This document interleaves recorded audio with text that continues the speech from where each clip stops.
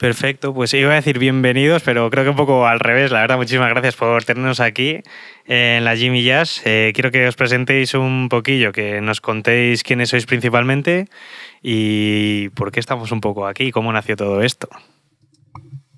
Pues yo soy Iker Arroniz y soy uno de los socios de la Jimmy Jazz y bueno, y las fundillas, y ya está ahí, porque estamos aquí.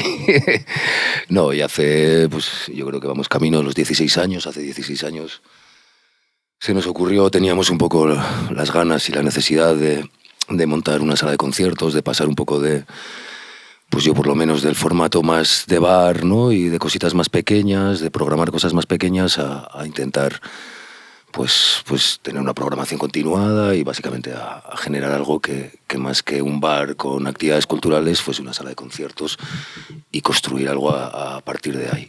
Y bueno, se dio la casuística, la verdad es que nos costó un rato, no fue tampoco un proceso fácil.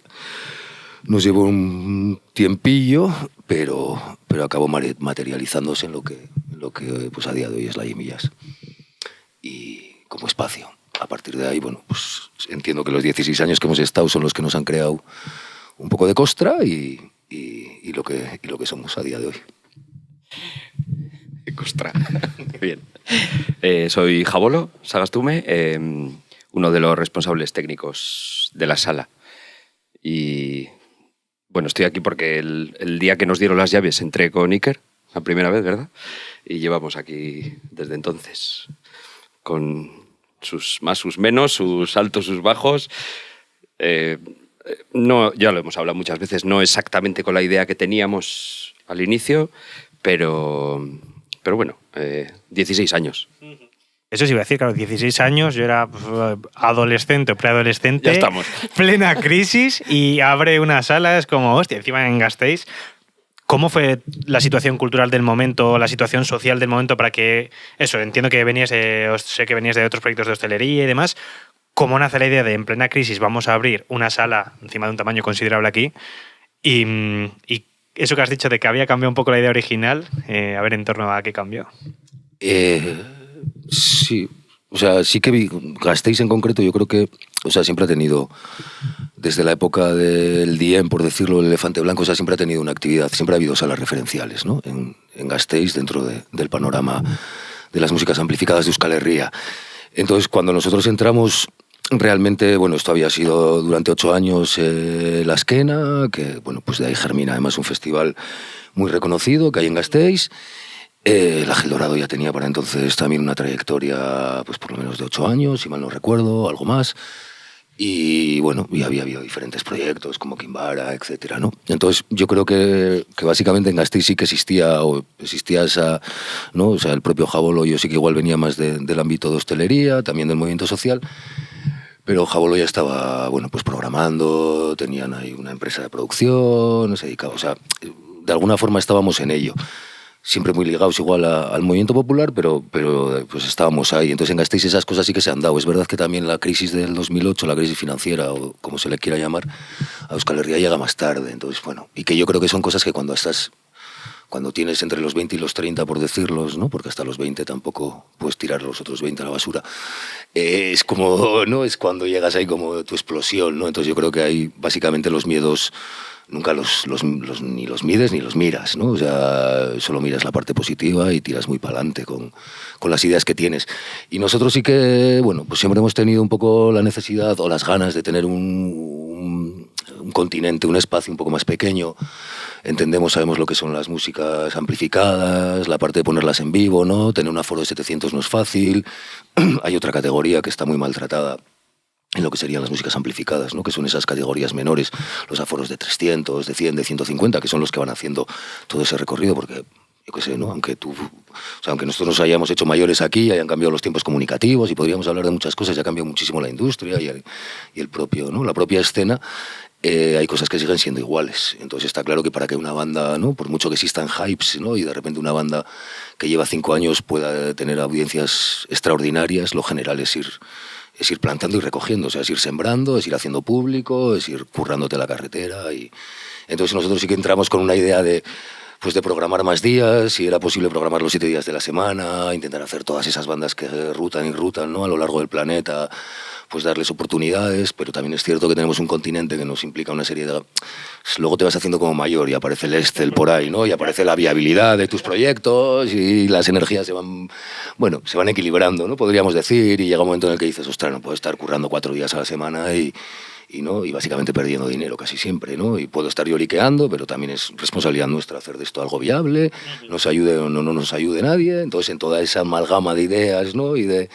y de cosas que van sucediendo, pues sí que nos hemos ido dando cuenta que no tenemos ese espacio. Hemos intentado trabajarlo también en otros sitios, pero tampoco es fácil, ¿no? Y como aterrizamos aquí también realmente fue porque era el espacio que había en aquel momento. O sea, si por mí fuese, y creo que por Jabo lo fuese, llevamos años con proyectos ilusionantes en los que haríamos espacios maravillosos, polivalentes, más pequeños, con mogollón de cosas de formación, pero nadie nos hace caso, ¿no? Ya creo. Y mira que lo decimos, ¿eh? Mira que lo decimos. Sí, entramos con un montón de ideas y nos empeñamos durante mucho tiempo en intentar sacar adelante, además del escenario grande, un escenario más pequeño, que es... Igual es un poco pues la idea que teníamos de siempre. O sea, nosotros somos musiqueros, somos músicos, somos hosteleros, somos de todo y necesitamos otro espacio para hacer otras músicas, parece que estamos hablando todo el rato en contra nuestra, ¿no? Estamos encantados y nos está dando de vivir y de comer y de todo. Pero sí nacimos y seguimos con ello. No tenemos un proyecto ilusionante, tenemos un montón y les llamamos así, proyecto ilusionante. Sí, siempre estamos. Y yo creo que más pronto que tarde conseguiremos poner en marcha aquello, además de lo que tenemos, aquello que queríamos, que era un espacio de otras dimensiones, con otra programación que es imposible gestionar con un aforo semejante. Y no solo a nivel de espacio, sino hacer más cosas, hacer otras actividades, que el contenido sea más importante que el continente. Y ya hacemos cosas aquí, hacemos otras programaciones, otras actividades. Claro. Hemos grabado, hemos hecho charlas, hemos hecho teatro, hemos hecho de todo. Pero hay cosas que se nos escapan. También porque la vida te va pasando por encima y ahora mismo pues es que hay una programación de grupos que llenan, que venden todos los billetes, que tampoco puedes decir que no. Te iba a ir por ahí, es que claro, son muchos melones abiertos a la vez. Pero claro, yo he estado aquí de fiesta, yo he estado aquí en conciertos, yo he estado aquí de charlas, incluso más recientemente, celebrando los 15 años. Es un poco de la idea esa que tenéis de programar pues desde charlas, teatro, conciertos, seguir un poco con ello. Y también me llama un poco la atención el decir, claro, vivís de ello, lógicamente, pero es mucho esfuerzo, depositado mucho tiempo. ¿Cómo os lleváis también con las propuestas que igual no son tan afines a vosotros? ¿Os habéis visto alguna vez en necesidad de programar cosas como que igual no decís, no encajarían o no sería nuestro tema, pero tenemos que hacerlo al fin y al cabo por viabilidad? Que es como una charla encima que tenemos muy común en Grinding, nos pasa a nosotros con entrevistas y nos pasa con todo, de oye, no deberíamos traer o no nos interesa traer a este tío, pero igual conviene por tener más... No es nuestro caso porque somos un poco sudapollas para eso, pero entendemos que otra gente lo puede hacer, como quien dice. Sí, un poco parecido a vosotros, ¿eh? O sea, asumimos que somos, o sea, es lo que antes te decía, queríamos montar una sala de conciertos y una sala de conciertos en el sentido más amplio, ¿no? Entonces, creo que por encima de nuestros gustos musicales y hasta personales siempre ha existido ese componente de que es una sala de conciertos y tiene que ser una sala de conciertos. Y bueno, hay propuestas que yo creo que más que vetar retrasamos cosas, más que, ¿no? Y eso de que tenemos que hacerlo porque vendamos tickets... Sí, porque hacemos un proyecto viable, una de las herramientas es pues eso, ¿no? Y de demostrar también, ¿no? Yo tengo la sensación de que cuando nosotros llegamos aquí, pues en este país también, y sigue pasando, ¿no? Y en Euskal Herria pasa, pues que a todo lo relacionado un poco con, pues, ¿no? Con lo que viene después de la revolución del 69, ¿no? En París, o con cosas muy abiertas, más dementes, con cosas más contemporáneas, con lo que serían las músicas amplificadas aquí, a veces parece que sigue siendo como cultura en minúsculas, ¿no? Y que la cultura en mayúsculas, no me quiero meter con ellos, pero parece que solo son las sinfónicas, ¿no? Entonces, en ese contexto sí que siempre ha sido como una necesidad el poder demostrar que de esto se puede vivir, que tenemos que dignificar las condiciones de trabajo que hay aquí y como con ese objetivo, ¿no? Y que nos deberíamos de jubilar en nuestro trabajo, ¿no? Que no es, yo a veces lo siento como pues en todas esas nuevas generaciones que hemos ido incorporando, porque es verdad que tenemos unos equipos de trabajo amplios y sobre todo además como con diferentes generaciones dentro de ellos. Y de ellas, pues nos hemos encontrado mucho. Yo, por lo menos, me encuentro con muchos aitas y amas, ¿no? Que creen que sus hijos con 25 años es como ya es algo pasajero, es algo de que es joven, ¿no? Ya buscará, pues yo qué sé, ya buscará trabajo público o buscará un trabajo, ¿no? digno de los que se consideran como trabajos, ¿no? Entonces, eso para mí siempre ha sido ese rollo de que nosotros también somos working class, siempre lo he tenido como muy presente, ¿no? Y como ese objetivo de que me gustaría que de aquí se jubile un montón de gente y llega a su jubilación, igual que llegas, pues yo qué sé, ¿no? Desde empresas míticas como existen en Gasteiz, ¿no? Esas grandes multinacionales como es Michelin y Mercedes, que parece que solo puede ser desde ahí, para tú, o ese tipo de cosas, ¿no? Entonces yo creo que hay más o menos, bueno, pues, ¿no? Nuestras contradicciones las surfeamos, que también es verdad que bueno, pues que las puedes surfear, ¿no? Tú te das tus razones a ti mismo y bienvenida Sol, ¿no? Muchas veces. Pero sí que es cierto también que no, que más que... Sí que a veces hemos pensado, que propuestas que vendan o no vendan tickets, pues que nos parece que no es el momento, que puedan subirse a un escenario como el de la Jimmy Jazz, no porque nosotros tengamos que vetarlas, pues igual se van retrasando, o fines de semana, o cuando vas programando. También creemos que ahí tiene que haber un equilibrio. O sea, no somos del agrado de que tenga que ser constantemente un sold out y sold out y sold out, ¿no? Evidentemente, ahí es lo que decía, hay una viabilidad, pero hay cifras. Yo me acuerdo que en nuestros grandes debates era, ¿no? La sala y el aforo que tiene por encima de 300 en general es viable, ¿no? Entonces, bueno, pues ya está. Pues si la propuesta es de 300 y es la ostra, pues evidentemente tiene que pasar por aquí. Sí, lo que pasa sí, es cierto que ahora mismo estamos viviendo un momento de la música en directo que los sold out te pueden. O sea, estamos... que es difícil decir que no a... Y que el número de días es finito. O sea, porque por propuestas se podía estar programando toda la semana. Cosas que pasan por aquí, que no pasan, grupos menores, mayores. Hay tanta oferta que podríamos estar... Luego también es como, o sea, el continente está aquí, pero luego también tienes un entorno cercano, ¿no? Y también en esas cosas es un poco, con los años también, ¿no? Sabemos cuál es nuestro público potencial, por decirlo, ¿no? Por gustos, Ni la sala tiene una programación muy, muy diversa. Más que nada por cercanía de kilometraje, por cercanía de modos de ver la vida, de grupos, ¿no? De contexto cultural, llámalo como quieras. Entonces...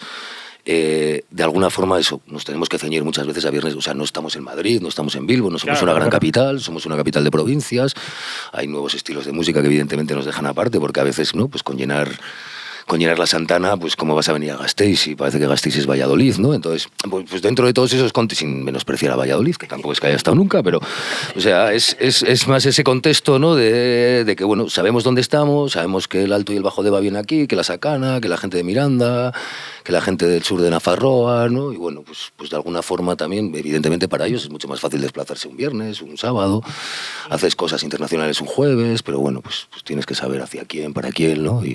Os iba a preguntar un poco por ahí, de hecho, a ver cuál era vuestra relación con la palabra sold out, porque, joder, últimamente, hace 10 años es que era muy bonito decir, había 4 bandas que hacían el sold out y era como decir, joder, claro, es que nunca vamos a llegar a eso o queremos llegar a eso, ojalá. Ahora es una palabra totalmente denostada que, o sea, supone prácticamente un cáncer para un artista. Yo me imagino, claro, si yo soy el artista que hace 50 sold out y que todo mi cartel está vendido, increíble, pero es que es un 1% de todos los demás artistas que están viendo atrás de una pantalla como todo el mundo cuelga como sold out, y llega a ver carteles de no, hoy toco en Bar Paqui para 40 personas, sold out, y es como decir, claro, y si no tocas también haces sold out, porque no tienes que vender ninguna. ¿Cuál es vuestra relación desde el punto de vista un poco desde la sala? Sí, son cosas de la modernidad, ¿no? Donde nosotros llegamos como un poco desde lo viejo, ¿no? Y igual os pasa a vosotros que, pues yo qué sé, ¿no? Que los medios de comunicación, las formas de comunicar no son las mismas a día de hoy que las que eran entonces, ¿no? Pues las propias redes sociales, yo las he visto, ¿no? Como salir de la nada, parece que son la leche, luego te das cuenta que tampoco, ¿no? Que realmente no sabes si estás llegando a tu público potencial, ¿no? Cómo comunicamos ahí, si deja pozo o no deja pozo, no sé.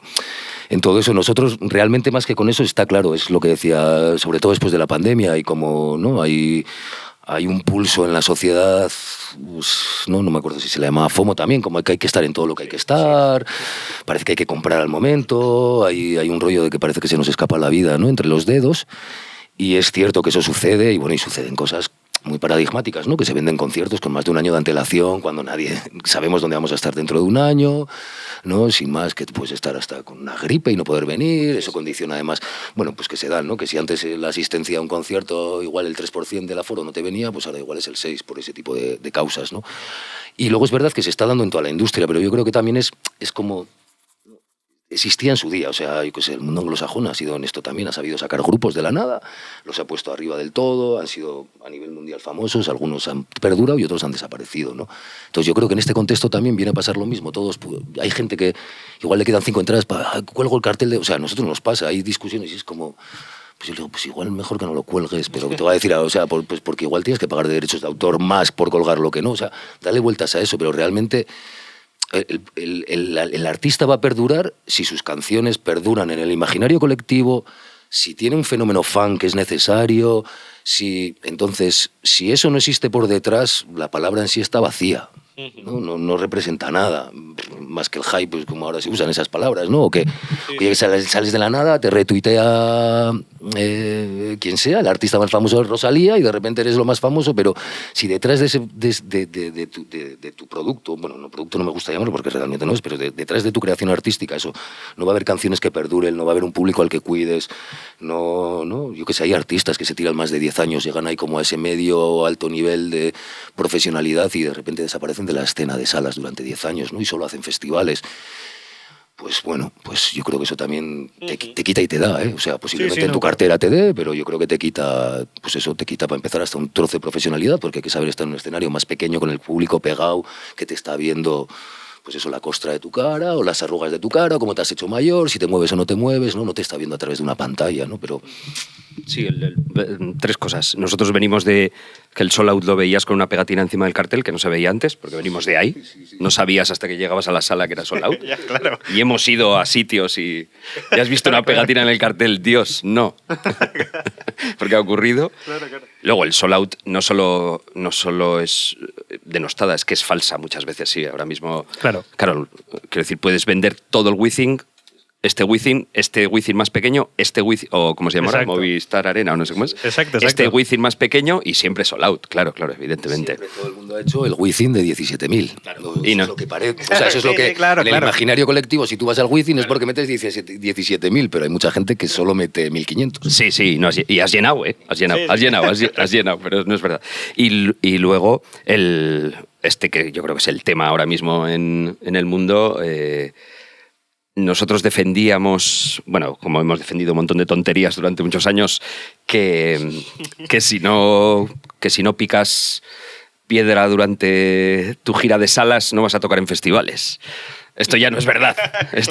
Antes ocurría, ¿eh? Antes, sí. Y bueno, y sigue habiendo una clase media, una cosa ahí que sigue existiendo, que si no estás en invierno no estás si no estás... Luego es más complejo que te llamen a festivales. Pero hay una clase media-alta muy grande en este estado que se puede permitir tocar solo en festivales y no hacer salas. Pues es súper interesante porque, claro, o sea, yo sí que vengo mucho pues de todo el grunge, metal y rap. Pero claro, hemos centrado este proyecto... Esos nunca han hecho Sold Out.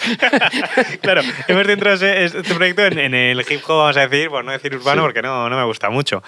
Pero sí que se nota mucho eso de que, joder, yo vengo de ver cómo todas las bandas se parten el lomo en 10.000 conciertos. ¿Y cómo tocas para, oye, ¿puedo ir a este bar? ¿Puedo tocar aquí el viernes? ¿Para quién? Para quien esté ahí.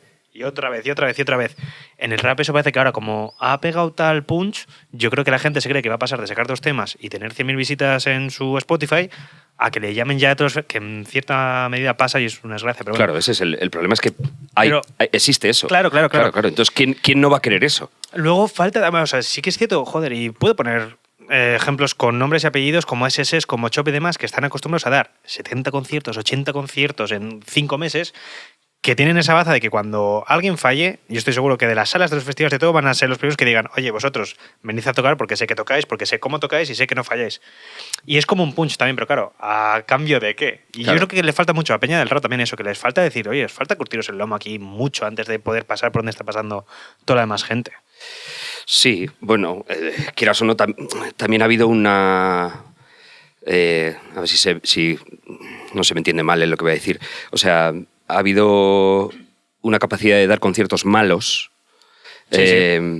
sin tener un show de verdad, sin capacidades técnicas, que se ha aceptado por parte del público, que viene absolutamente del mundo listas, del mundo... Sí, totalmente. Quiero decir, incluso lo que me toca, la calidad del sonido, la calidad técnica, esto ha dejado de tener cierta importancia porque la tecnología nos ha ayudado un montón.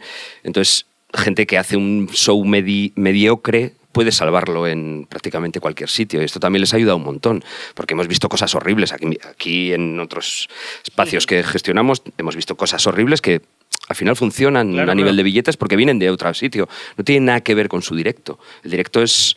a nosotros nos empezó a pasar en una temporada que está dejando de ocurrir, pero ha pasado bastante durante no sé, de hace 5 años, hace año y medio, 2 años, grupos que lo que mandaba el DJ era la canción entera, íntegra, con las voces incluidas.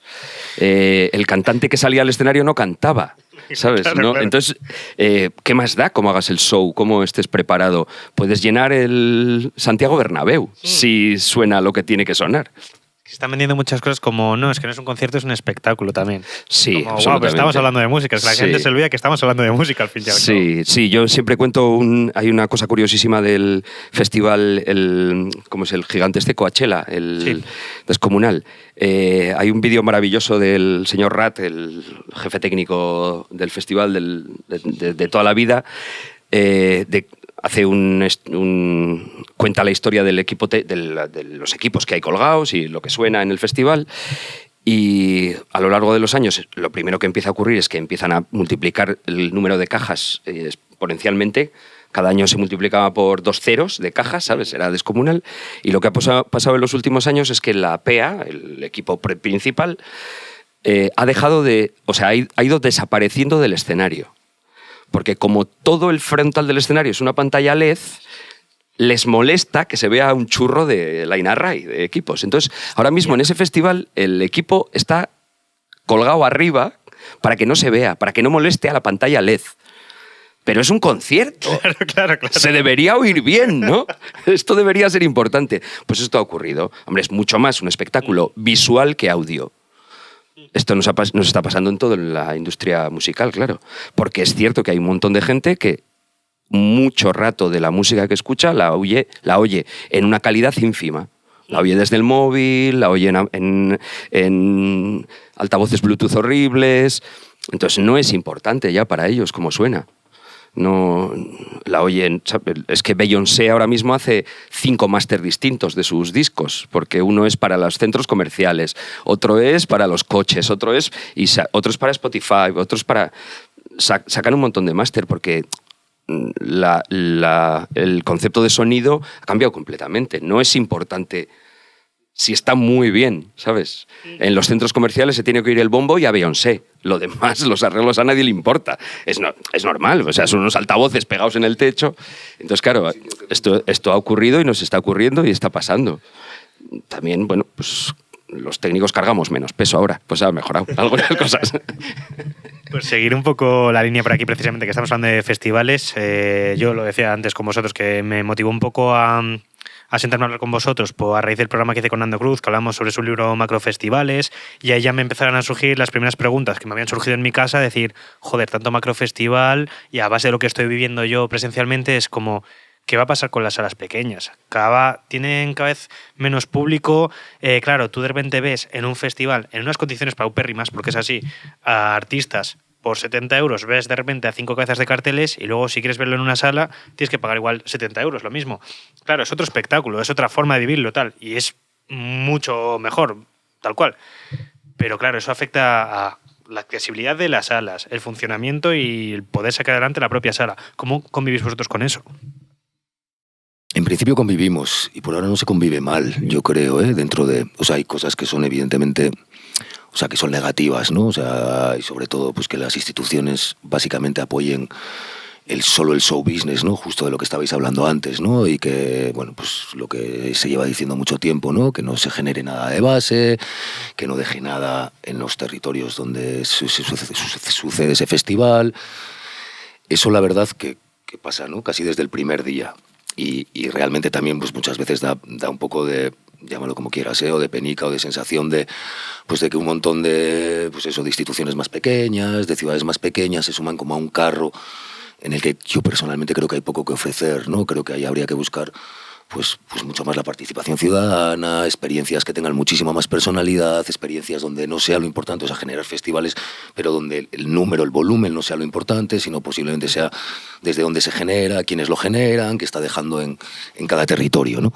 Pero sí que es cierto, tengo un poco la sensación de que a futuro tampoco tengo muy claro qué va a pasar, porque hay una forma de consumo de la música totalmente diferente.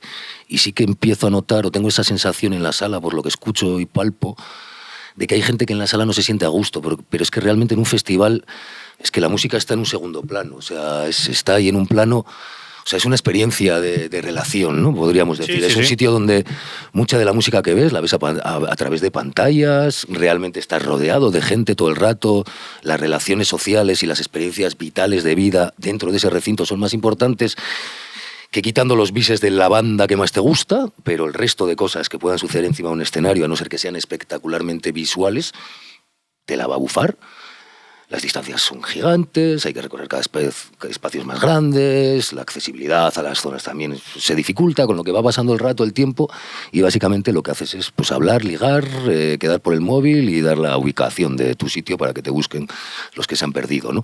Pero todo eso sí que tengo la sensación de que ahora últimamente en las salas, y sobre todo cuando la sala está un poco menos accesible, o es un festi de 3 bandas, ¿no? Hay gente que es como que no se siente en la sala, no siente, parece que un poco que eso, que el sudor de los humanos uno contra otro no nos gusta, y estar pegado a otro no te gusta, y que tu espacio vital que sea un poco ocupado, que la gente haga poco, no te gusta, y tiene un poco de contradicción, porque yo tengo súper claro que ahí es donde se vuelven ahí se generan las relaciones sociales reales. Posiblemente ahí busques a tu chico o a tu chica, o a alguien con el que pegarte la noche o ir a los baños, pero... O sea, me refiero que todo eso sí que tengo la sensación de que hay un público que como eso no lo vive tanto, ¿no? Y también aterriza solo igual en las salas, pues cuando viene ese grupo que lo vio en el festival, porque todavía tenemos la suerte de que pasen algunas bandas que van a festivales, medias grandes, ¿no? Pequeñas. Pues todo eso sucede, pero sí que ya te digo que por lo menos en el discurrir de a día hoy, yo creo que el propio sentido común va buscando espacios. Es cierto que no dejan nada por detrás, es cierto que a las bandas medias y pequeñas les cuesta llegar a los festivales cada vez más, es cierto que los festivales básicamente a día de hoy no son más que un chiringuito capitalista, o sea, así, hablando en plata. Sí, neo ultraliberal. Sí, absolutamente. Lo primero... Sí, claro. Por supuesto. Tiene que ver, hay fenómenos maravillosos por aquí, pero claro, los que nos gustan son de 250 personas. Sí, o de 3.000, o sea, cosas que son sostenibles en el entorno donde se desarrollan, ¿no? Y alguien te puede decir, es que en una ciudad como Madrid que viven, pues igual puedo hacer unos 80.000, no solo que en el entorno vivan 7, o sea, es 80.000 personas en un recinto, pues eso, pues no, es una ciudad, entonces... Sí, pero bueno, es cierto que el fenómeno festival creemos que ha tenido algo que ver en el número de entradas que se venden en la música en directo en las salas también, a favor, sí lo creemos.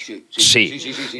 Bueno, o sea, se crea una cultura de gente que, por supuesto, el grueso de la gente solo va a megaeventos, por supuesto. Sí, claro. No van durante el año a ver conciertos, pero bueno, creemos, o ha dado la casualidad, pero creemos que algo sí que ha tenido que ver. Sí, creemos, porque también siempre hemos sido, por ejemplo, una ciudad, ¿no? Que siempre se dice también pues cuántas salas podría haber. Siempre hemos pensado, o sea, Jabolo y yo pensamos que cuantas más salas haya, más oferta, mejor, o sea, me refiero, porque la oferta, y sobre todo llama a más, o sea, más conocimiento por parte del público. El público va a estar, no sé cómo decirte, ¿no? Pasa con el fútbol, o sea, ha habido fútbol, y al final el fútbol dura más que el telediario.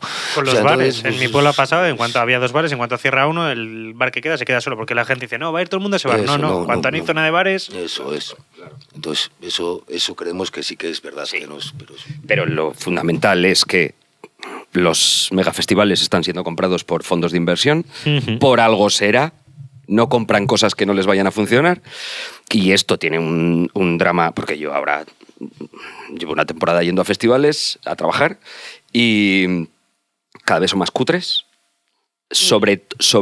fuera creo que también, pero sobre todo de puertas hacia adentro, ¿sabes? Para el mundo trabajador, cada vez es peor. Es cierto que hay, por ejemplo, en Galicia tienen un sindicato de trabajadores del mundo del espectáculo que funciona increíble y están haciendo un trabajo increíble, pero no se está trasladando a ningún otro sitio. Pero bueno, en general es bastante más cutre hacia atrás.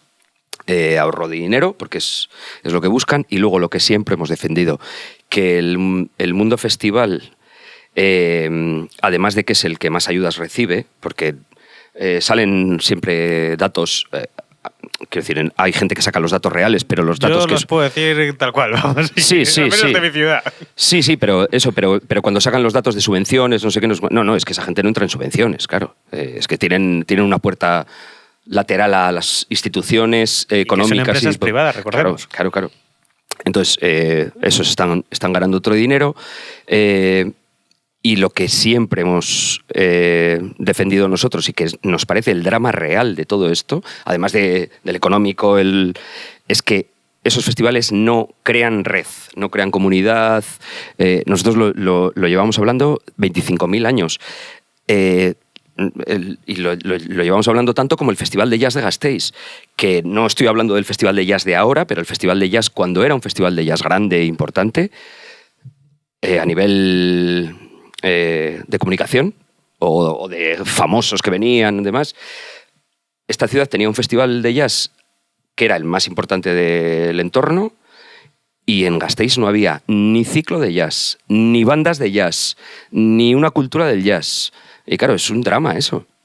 Estuvimos pagando dinerales por un festival al que iba gente, pero que no dejaba pozo. Y esto es lo que hablamos de la red, la comunidad, claro. Y luego que también en la creación de la cultura, no solo en el consumo de la cultura. Nosotros entendemos que en la creación de la cultura también tiene que haber participación popular, ¿sabes? O sea, que esos festivales alguien, no solo un señor, debería poder decidir qué se hace, cómo se hace y qué se trae y qué queremos ver con nuestro dinero. En la programación, organización, idea, desde el inicio, desde la idea, creemos que debería haber trabajo de todo el mundo. Un detallito que habéis comentado y que fue, por ejemplo, uno de los datos más reveladores y más crudos que me llegó a decir incluso Nando Cruz fue en cuanto a la relación de las salas con los macrofestivales, era precisamente esos contratos abusivos por parte de los artistas que muchas veces os dejaban a vosotros y la participación de esos artistas.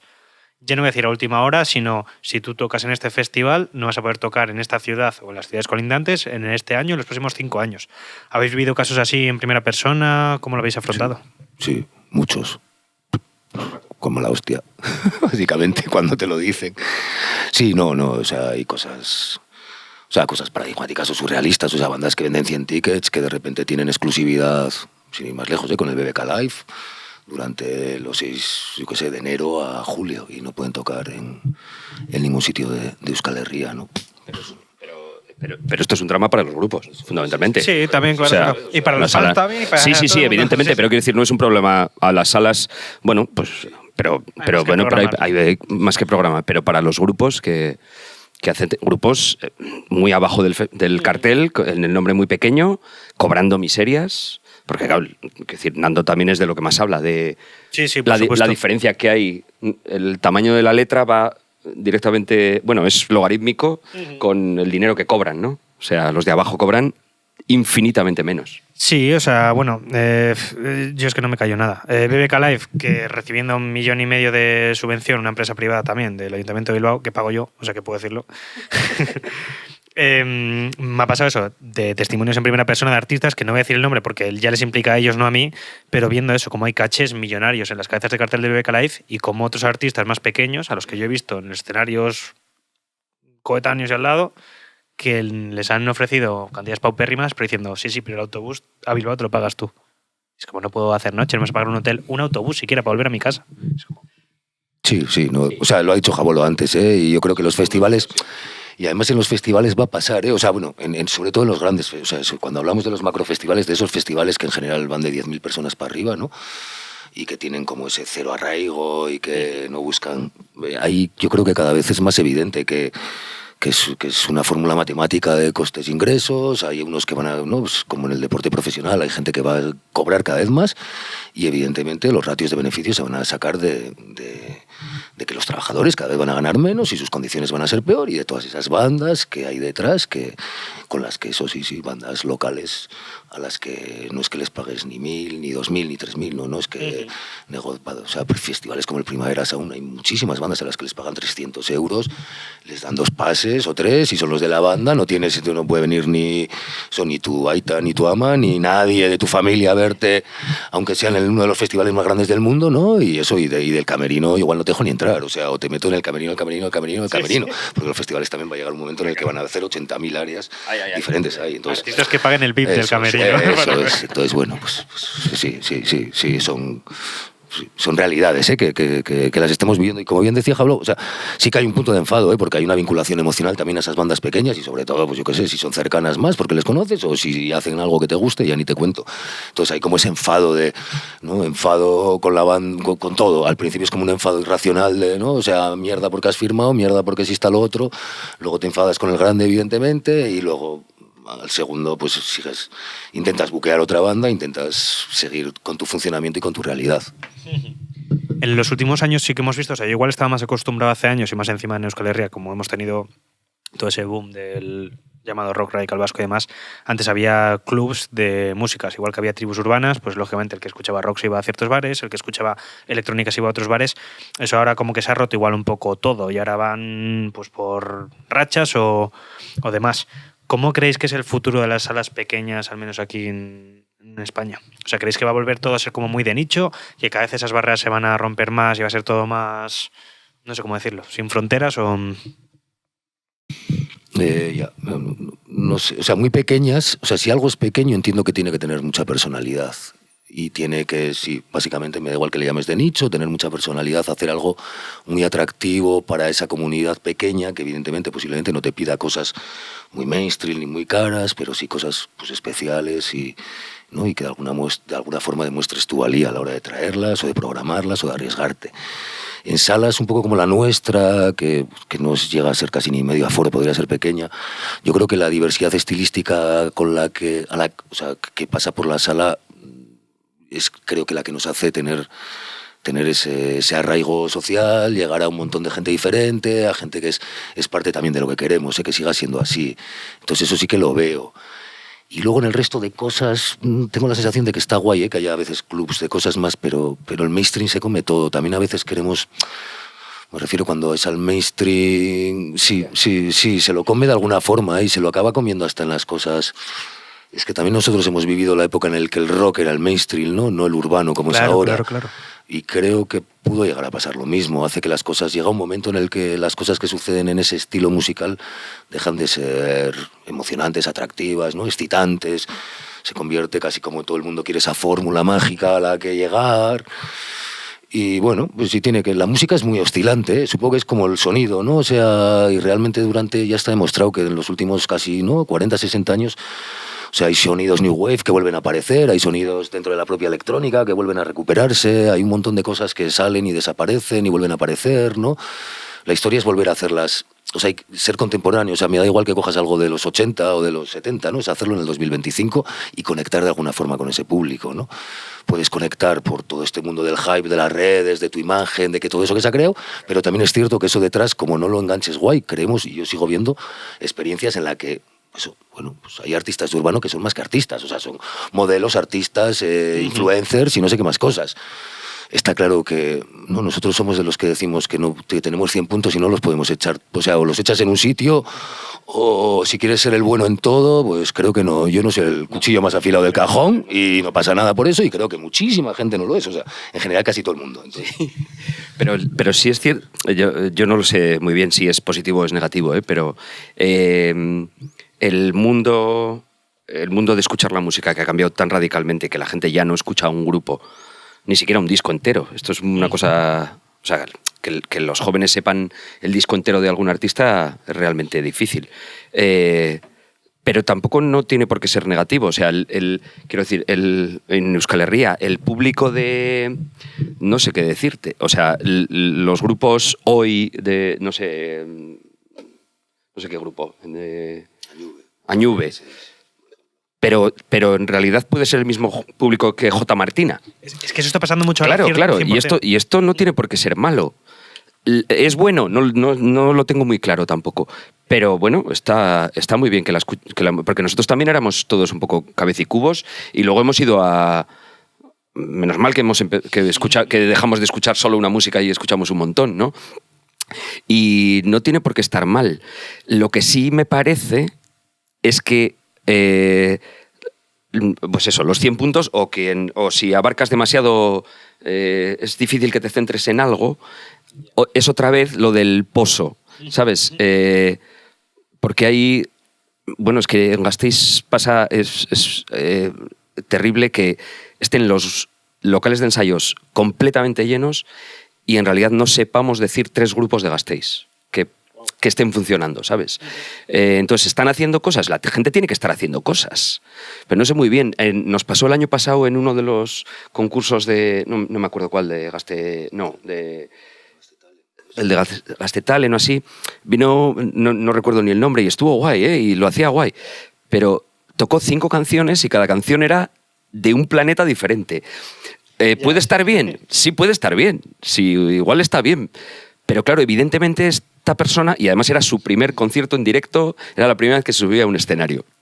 Y estuvo guay, lo hizo guay, y había temas que decías, hay talento ahí, ¿sabes? De alguna forma, hay algo. Pero claro, ¿eso cómo lo gestionas? A nivel de todo, de tu creatividad... A nivel técnico, sabes hacerlo todo, tu público puede escuchar todo, no es fácil. Y es un fenómeno que, claro, a nosotros nos está pasando ya así, porque somos muy viejos y lo estamos viendo un poco desde la barrera, pero esto, ¿cómo va? ¿A dónde va? ¿Dónde se va a gestionar esto? A mí me surgen como muchas preguntas, sí que es cierto, por eso, porque claro, yo lo pensaba, yo cuando era pequeño y estaba con Ander, claro, nosotros cuando íbamos a un concierto de raperos siempre lo decimos, en plan de, cuando nosotros íbamos a conciertos de raperos en Bilbao, la peña que había en el concierto de raperos eran los raperos, sus colegas y sus enemigos, porque era peña que se caía mal, pero como no había otro evento de raperos, tenían que estar ahí, claro. Aunque luego acabas en la hostia, pero es lo único que hay de rap aquí. Y sigue con el paso del tiempo, está guay, porque claro, yo tenía como mis amigos del rap o tal, que yo sabía que si iba a un bolo les iba a ver. Y mi cuadrilla pues igual venía más de una movida más rock o stoner rock o muy concreta. Ahora está guay por eso, porque claro, yo ahora voy a un concierto de J. Martina, voy a un concierto de Mutiko Tata y Denso, voy a un concierto de Chopet o de Sara Sosa y digo, hostia, si está en la misma peña. Por ese lado, guay. Por otro lado, lo que tú dices, en plan de, hostia, yo creo que eso está, al menos en Bilbao, y por lo que yo veo, mi experiencia personal es que está llamando a más gente a la música en vivo, que está muy guay. O sea, creo que durante unos años había perdido un poco esa esencia, también cuarentena, lógicamente, pero creo que la gente está animándose mucho más a los conciertos en vivo, a la música en vivo y a valorarla un poco más, cada vez más, otra vez. Pero sí me da un poco miedo eso, el decir, joder, es que igual estaba guay decir mis colegas del rap y ese pozo que decís, a ver, sí, esa escena concreta. Es que al final si no te especializas en algo... No es sencillo sacar algo de la hostia, ¿sabes? Hombre, claro, si tienes un talento descomunal, que seguro que siguen saliendo, ¿sabes? Pero no es fácil. Y ahora mismo yo veo que es difícil buscar escenas de... Y luego que está todo inventado. O sea, que Alcalá Norte son... ¿cómo eran? Parálisis permanente. O sea, quiero decir que ya lo hemos oído. Está muy guay. No lo conocisteis, no vivisteis esa época. Está muy guay. Pero cuidado, ¿sabes? Claro. Cuidado, ya estaba, ¿eh? Esto ya estaba, ¿sabes? Y estoy empezando a escuchar cosas porque nos obligamos a escuchar cosas nuevas, ¿verdad? A pesar de los viejos. Sí, bueno, porque nos gusta y porque creemos que además es lo que tenemos que hacer. Pero están empezando a sonar cosas en Radio 3 que están muy cerca de Baristo. Muy cerca, ¿sabes? Muy cerca, que está muy bien, pero bueno, pero ya lo ha hecho. Sí, pero yo creo que hay muchas veces igual, la música cae como en debates un poco, ¿no? Porque yo tengo la sensación que era al revés. O sea, cuando nosotros hemos vivido eso, yo creo hemos vivido casi ¿no? La dictadura del rock radical vasco, por decirlo. O sea, en este contexto solo se podía hacer música muy dura, luego sí que se pasó por una fase un poco más trompetera, si quieres, que venía parte de Cataluña, pero parecía que para hacer música que llegases un poco a la gente joven, a las masas de los jóvenes, que estuviese un poco relacionada con, ¿no? Pues con los movimientos sociales del País Vasco y con todo lo que aquí sucedía, tenías que hacer ese tipo de música y muchas veces hasta unas letras muy duras, en las que todo era muy explícito, ¿no? Etcétera. Y todo eso ha cambiado, pero y ha cambiado y ahora es como muy abierto. Sí que a veces la sensación también es, ojalá escuchen, o sea, de dónde bebe J. Martina, de dónde bebe Mutico, de dónde bebe Chopet, de dónde bebe Thatchers. Me gustaría que, porque sé que esas bandas beben de algún sitio y ellos también beben, me gustaría que el público consiguiese llegar allá atrás, ¿no? Y fuese hacia atrás, porque todo eso le va a dar pues más enganche, más arraigo, más pozo, que es lo que decimos, y de alguna forma además les va a querer más a esos músicos, pues porque va a descubrir cosas que le molan y va a decir, hostia, mira, está haciendo esto mismo que hacía X, ¿no? Entonces yo ahí lo veo, y sí que me parece que la música en sí, sobre todo las músicas amplificadas, es algo súper vivo, que va mutando constantemente, ¿no? Y que, bueno, y que a día de hoy pasa, ¿no? Que hemos vuelto al single, cuando la Motown sacaba singles en los 60 y era la forma entonces que tenía la propia industria. Entonces, en todo eso casi más yo creo que no hay o sea, hay problemas, pero son problemas que le dan a la música vida, ¿no? Son cosas que tienes que ir como superando, ¿no? Sí, que hace año y medio decíamos que no volvían las guitarras. Eso es. Y están volviendo, no están aquí. Entonces yo creo que no, que hay más el problema va a ser un poco pues lo de siempre, ¿no? El cómo a veces, ¿no? El show business pues quiere acaparar todo eso, como la inmediatez de las cosas, como, bueno, pues, bueno, ¿no? Que los procesos creativos, que nos parece súper importante, y eso que nosotros nos dedicamos más al expositivo, ¿eh? O sea, piensa que, pero sí que es como, pues eso, en que vez no de... tenemos talento. Pero que no, esas frustraciones de decir, debería de invertirse mucho más en los procesos creativos, muchísimo más, debería haber un cuidado de la leche ahí, no solo ya ni las instituciones, ¿no? La propia sociedad debería entender que detrás del proceso creativo se necesita tiempo, espacio, ¿no? Sí. Si vives en un mundo en el que es todo rapidez, todo es consumo rápido, todo es móvil, todo es... Eso, canciones para TikTok de 20 segundos, ¿no? Pues el propio creador quiere hacer ahí como, pues eso, 20 segundos que suenen guay y luego no, y guay. Y que luego tenemos un complejo descomunal, y yo lo intento defender en todos los ámbitos que puedo, cuando dices, es que el BBK recibe 1,5 millones de subvención, y la Mercedes... Sí, ¿sabes? Sí, claro, es que todo igual. No, todo igual. Es que en cultura estamos hablando de miserias, ¿sabes? Sí. Es que los presupuestos culturales de este país son ridículamente pequeños. Si no, solo hay que compararse con los países del entorno y ver qué porcentaje de dinero se da en cultura. Y esto hay que decirlo en todas partes. O sea, el problema fundamental de los presupuestos de cultura son el propio presupuesto. ¿Cómo se gestiona? Evidentemente que es un problema. Pero primero hay que decir que son bajos. Y esto hay que decirlo en todas partes. Porque si nos gastamos 1,5 millones de euros en ponerle un parking con... que nos lo acabamos de gastar en la Mercedes, o 5 millones, yo no sé cuánto, lo que ha sido. Es que son cifras que no... Claro, es que se nos va completamente. Y como esto ha calado en la sociedad, porque es uno de los discursos del capitalismo, es que hace falta. No, cuidado. Que la cultura es fundamental, que es que no podemos, que no se puede vivir sin esto, que esto es así, que no se puede vivir sin esto. Entonces, hay que reivindicar y decirlo sin ningún tapujo y sin ninguna vergüenza, que es que nos gastamos muy poco en cultura. Las instituciones se gastan muy poco en cultura, instituciones públicas y las privadas también, ¿eh? Sí. Porque lo de que las empresas den dinero a la cultura en este país está... como todo el mundo entiende que no tienen que gastárselo.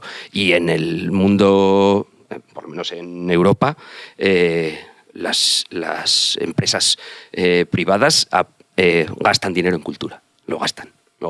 Michelin tiene una red de ciudades que se llama Ciudades Michelin, que en todas las ciudades en las que hay una empresa de Michelin, pagan festivales...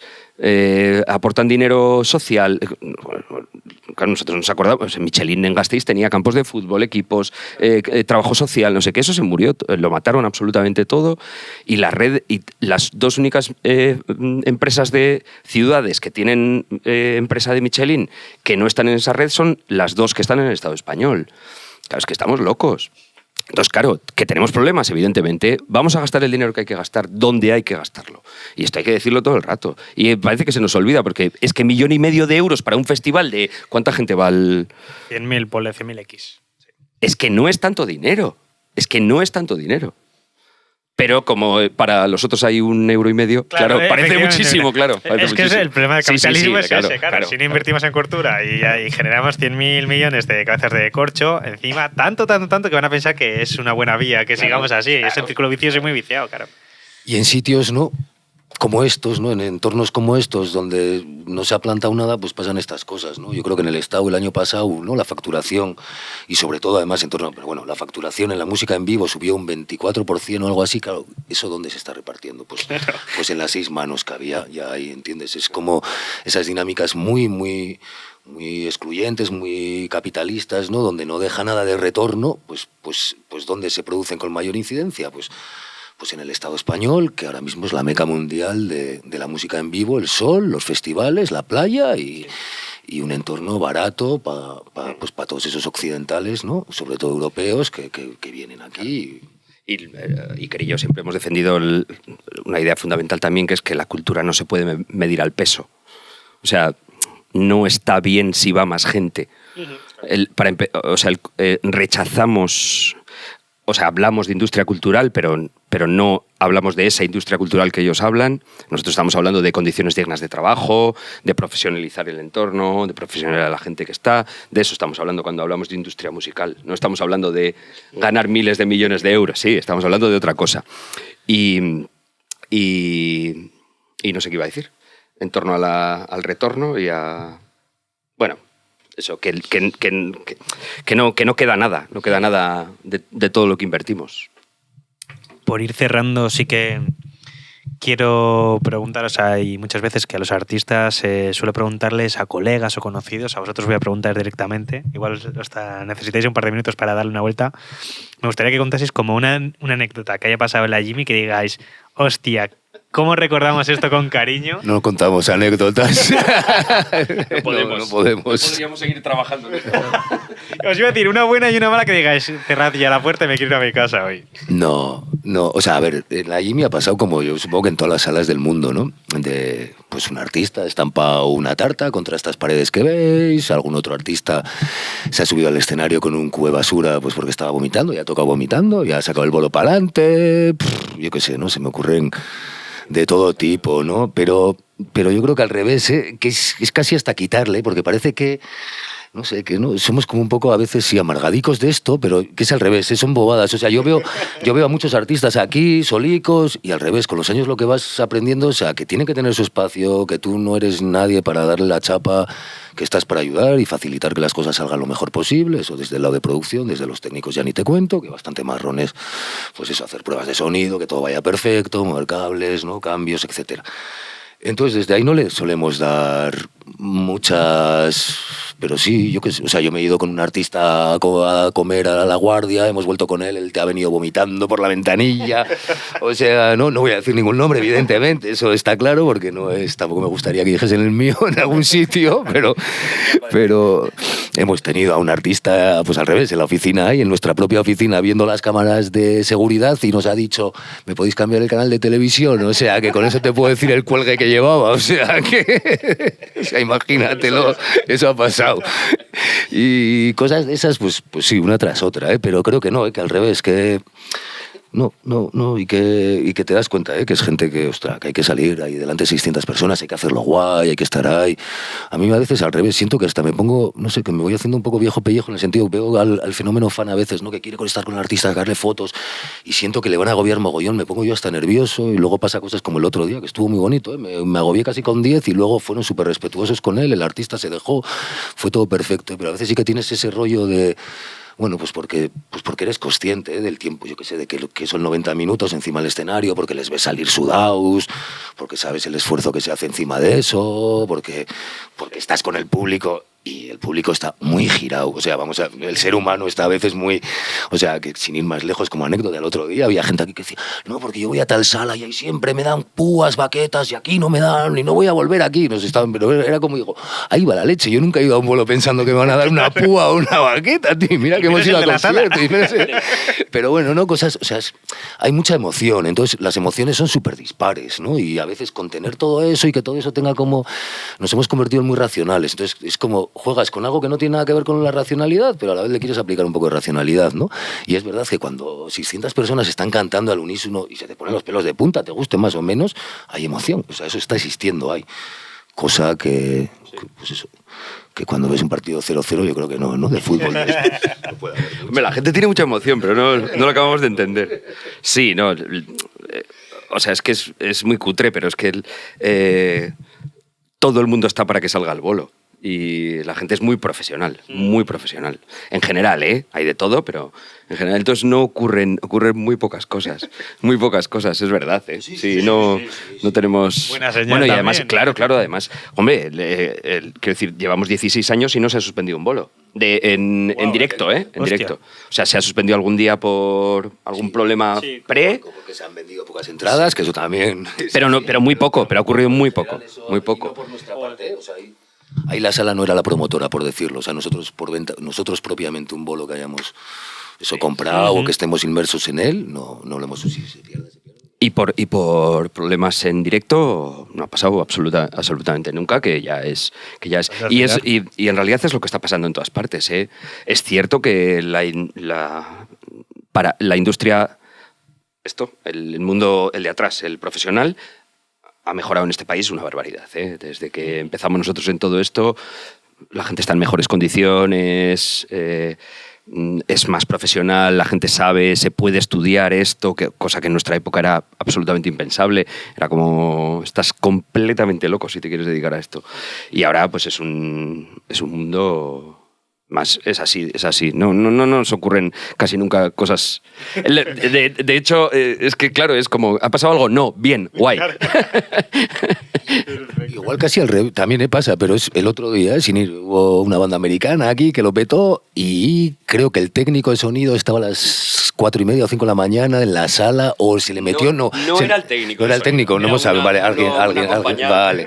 Pero alguien le metió en un taxi, el taxista lo tuvo que dejar por ahí porque el tío lo soltó, porque se estaba... Pero me refiero al revés, es casi como la preocupación estaba, o sea, nos corrió como así un poco pues por la gente que curramos en la sala con esto y era como, oye, que ayer pasó esto, ¿sabéis si se ha podido ir con la banda? ¿No se ha podido ir? Era Claro. Pues igual nos tiene que dar igual, ¿no? O sea, es mayor de edad, ¿no? Que se preocupe el de lo suyo, ¿no? Yo me acabo de acordar de una maravillosa, yo estando de técnico de monitores, una banda mítica americana, con un señor bastante enfermo, evidentemente, tocando. O sea, como amarillo, ¿sabes? Y me empezó a gritar cosas con su amplia lonce y me costó entenderle y quería un cubata. Quería un cubata. Bueno, pero de Jack Daniels. De Jack Daniels. Y yo, ya lo conseguí. Le doy el cubata, lo prueba, lo deja en el ampli, se saca una botella de Jack Daniels de la chaqueta y lo pone como hay que ponerlo. Y yo, vale, por eso estás amarillo. Claro, eso sí, me acabo de acordar. Eso me hizo muchísima gracia. Eran unos bestias, y tocaba increíble, pero bueno, tenían sus cosas. Pues nada, por ir cerrando, o sea, solo me queda daros las gracias porque vamos, he aprendido, me he reído de todo, así que nada, espero que hayáis estado cómodos y muchísimas gracias por abrirnos las puertas de vuestra casa, sobre todo. Están siempre abiertas, para lo que queráis. Ya es que se va a ir.